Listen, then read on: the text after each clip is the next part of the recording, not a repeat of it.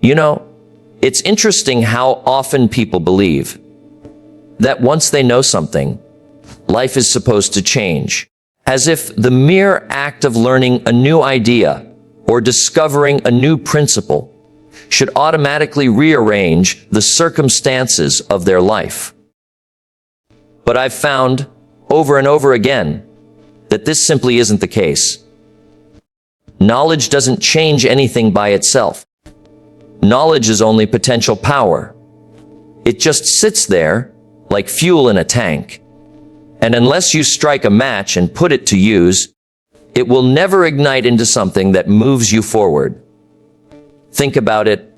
In this age, we have more information than any generation before us.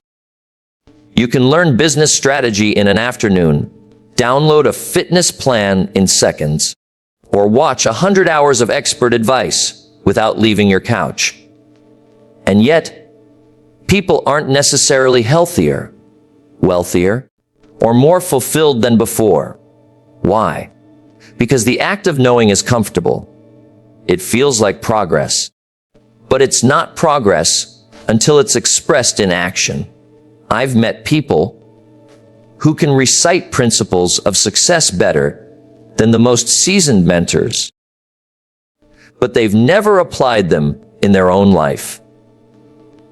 They've read all the right books, they can quote all the right names, and yet their situation hasn't changed in years. Why? Because there is a subtle but dangerous gap between knowing and doing. And if you're not careful, that gap becomes a graveyard where potential goes to die. Here's the trap. The mind mistakes learning for achievement. The brain gets a small hit of satisfaction when you read a book, attend a seminar, or watch a video. You feel like you've accomplished something, but nothing in your world has moved. No phone calls have been made. No plans have been executed. No risks have been taken. You've been entertained by ideas rather than transformed by action. Philosophers have known this for centuries. Aristotle said, "We are what we repeatedly do, not what we repeatedly know." The Roman philosopher Seneca put it bluntly. To know and not to do is not to know. In other words, until you live it, you don't really own it. Knowledge that isn't acted upon isn't wisdom. It's just trivia. So the question becomes, how do you close that gap? The answer is deceptively simple. You close it by making the decision that learning will always be followed by execution. You hear an idea, you write it down, you turn it into a task, and you do it. Not tomorrow, not when you feel ready, but now. Because here's the truth. You will never feel fully ready. And the more you delay, the more the idea fades, until it becomes just another thing you once knew, but never lived. The people who truly change their lives are the ones who translate ideas into action almost immediately. They understand that an idea has the highest energy right when it's fresh. That's when it has power. Wait too long, and it loses its spark. I've seen people hear one principle in a workshop and apply it that very day, and within a year, their life is unrecognizable. Not because they learned something extraordinary, but because they acted on something ordinary before it got cold. So, here's my challenge to you. The next time you read a book, attend a seminar, or listen to a talk like this one, don't just nod your head in agreement. Don't just say, "That's a great idea." Take it. Use it. Build it into your habits before the day ends. Because the difference between those who dream and those who succeed is not what they know. It's what they do with what they know. Now, let's talk about one of the biggest reasons people never cross that gap between knowing and doing. The comfort zone. You see, The comfort zone is a wonderful place. Nothing ever happens there, but it sure feels safe. And that's the problem. Safe isn't the same as fulfilled. Safe isn't the same as growing. In fact, safe often becomes the slow poison that kills ambition. Human beings are wired for safety. It's a survival instinct. Avoid danger. Avoid discomfort. Avoid risk. It served us well when our biggest threat was a wild animal in the bushes. But in today's world, most of our threats aren't physical. They're emotional. They're tied to the fear of failure, the fear of rejection, the fear of looking foolish.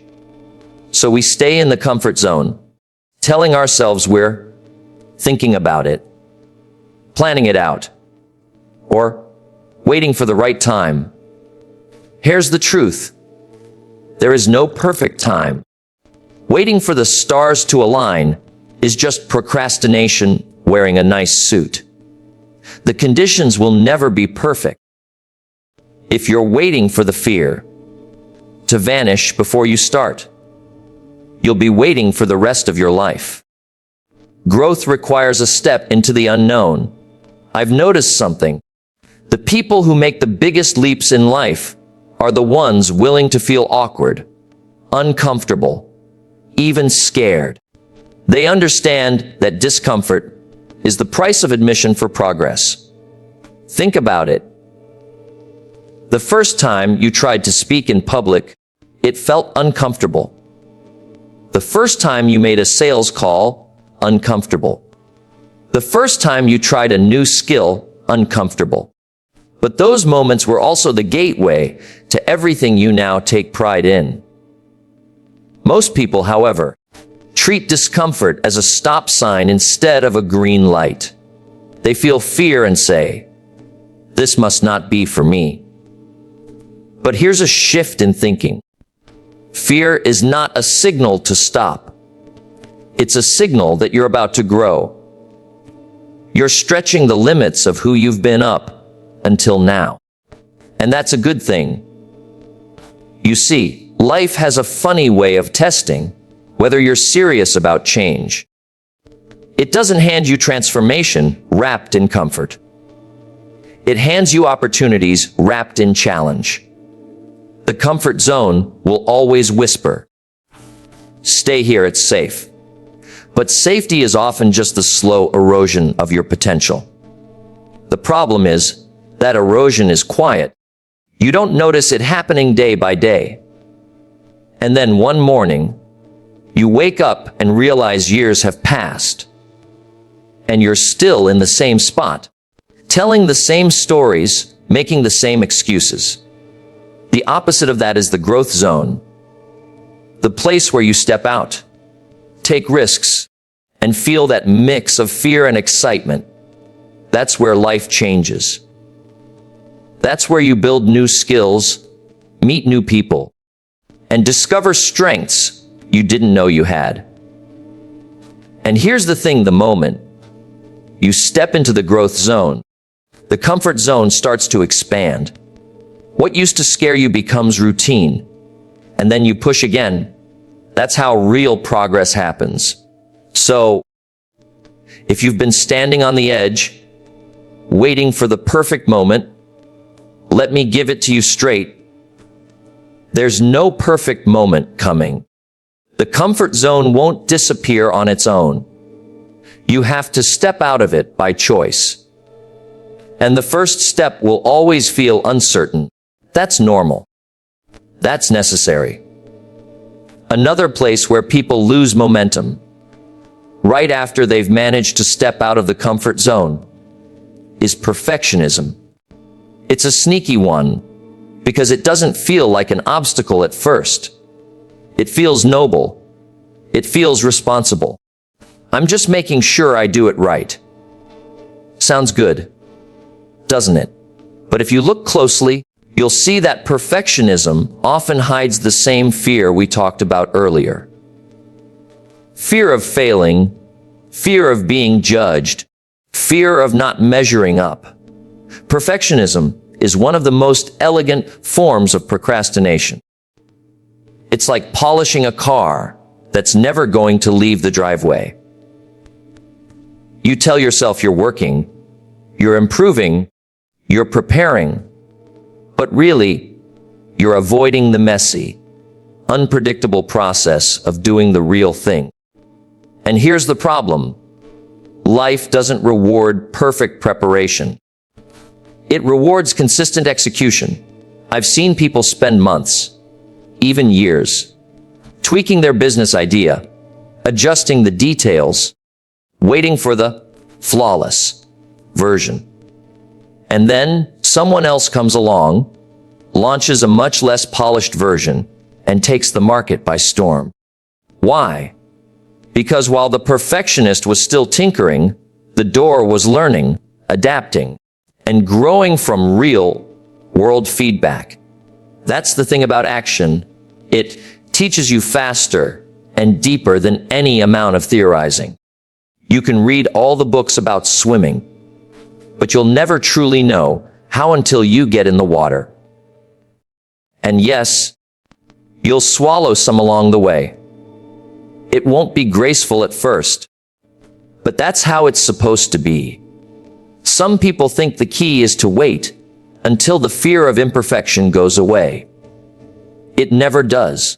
Even the most successful people you admire launch projects, make speeches, or write books they don't consider perfect.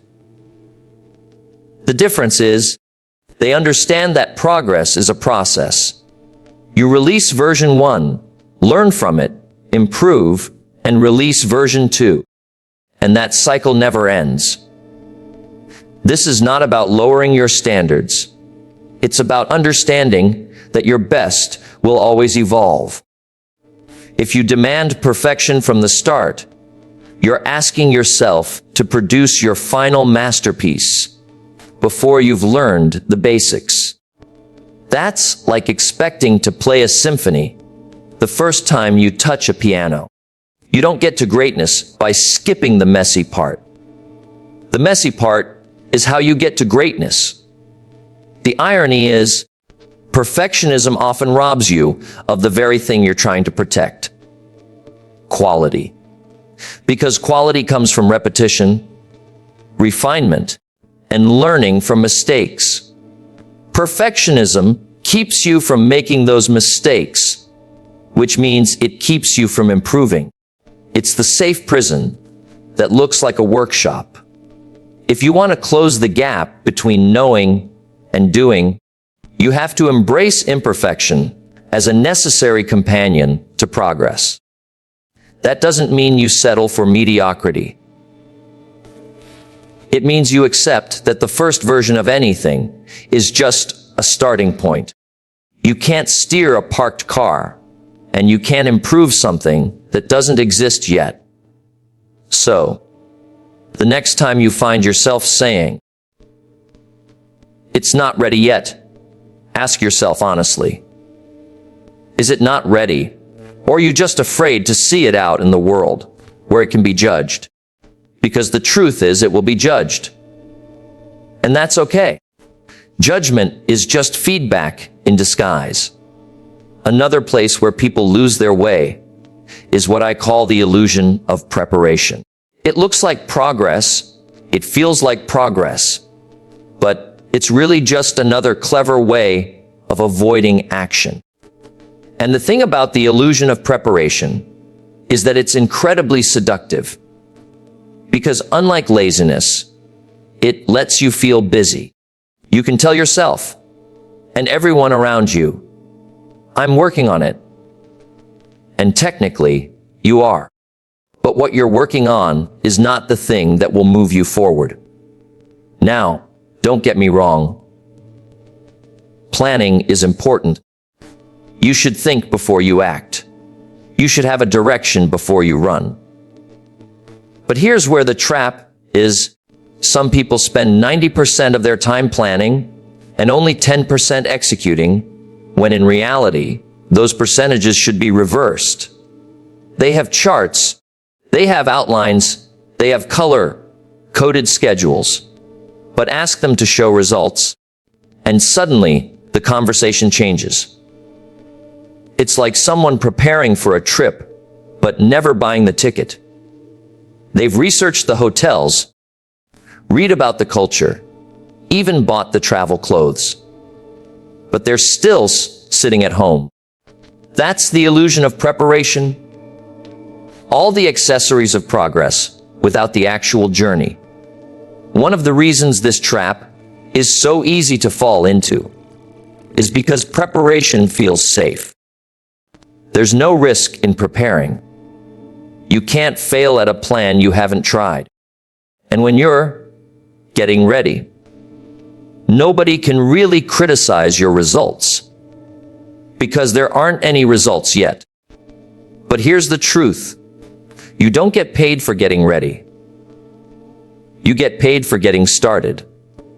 I've seen people attend seminar after seminar, buy every new productivity tool, read all the how-to books, and 5 years later, they're still talking about the same dream.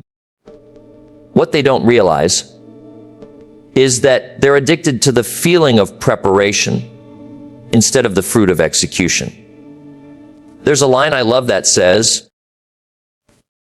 "You can't learn to drive a parked car. It doesn't matter how much you know about the gears, the pedals, and the rules of the road. Until you turn the ignition and start moving, you're not driving. And once you start, sure, you'll make mistakes. You'll stall the engine. You'll take a wrong turn. But that's where real learning happens." The other danger of over-preparing is that it creates a false sense of progress. You can fill your day with activity and still not move an inch toward your goal. I call this busy without productive. And it's a dangerous habit because it convinces you that you're working hard when in reality, you're just circling the runway without ever taking off.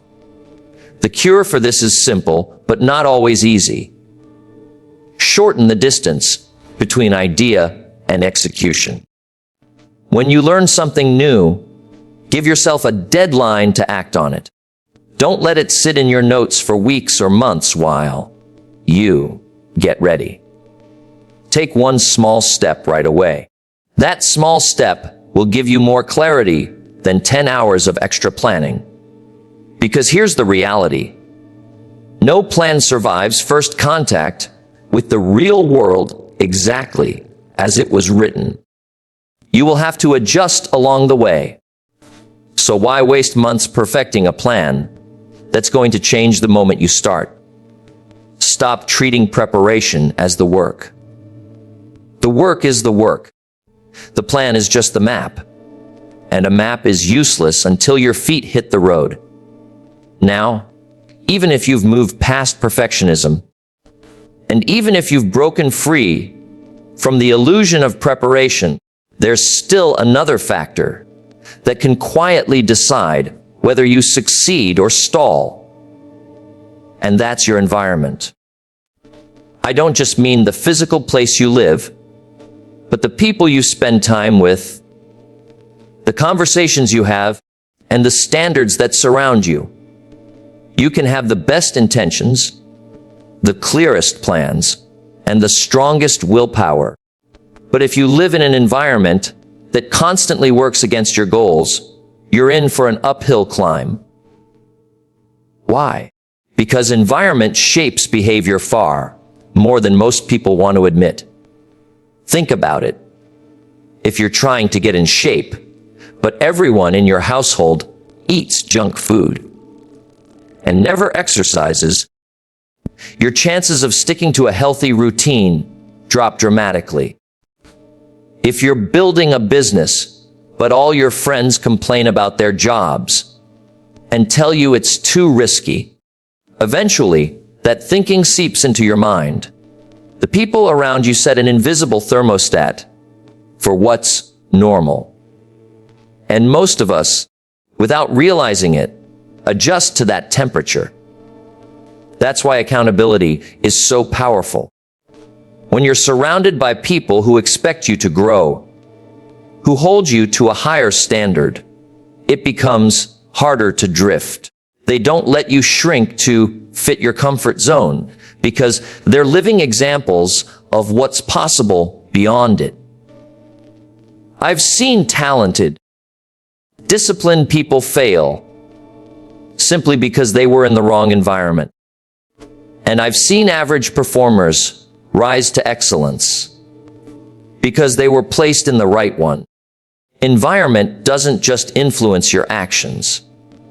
It influences your identity. It shapes who you think you are and what you believe is possible for you. The philosopher Jim Rohn, a man who shaped my thinking in so many ways, famously said, "You are the average of the 5 people you spend the most time with." And he was right. Those 5 people are like mirrors reflecting back your habits, your mindset, your ambitions. Spend enough time with them, and you'll either rise or sink to their level without even noticing. That's why you have to be intentional. If your current environment isn't supporting your goals, you have 2 choices. Change the environment or change the people you give your time to. That might sound harsh, but this is your life we're talking about. If you don't guard your circle will guard your limits. It's not just about cutting out negative influences. It's about seeking out positive ones. Join groups where people are doing the things you want to do. Spend time with those who challenge you, who inspire you, who make you slightly uncomfortable because they're operating at a higher level. That discomfort will pull you forward. And remember, accountability works both ways. If you want to grow, be the kind of person who also lifts others. Set a standard in your own life that makes others want to rise to it. You'll be amazed how much more committed you become to your own goals when others are watching your example. The bottom line is this: you can't expect to soar if you're living in a cage. No matter how strong your wings, if your surroundings keep clipping them, you won't get far. Surround yourself with action takers, not excuse makers. Because in the long run, your environment will either be the wind beneath your wings or the weight around your ankles.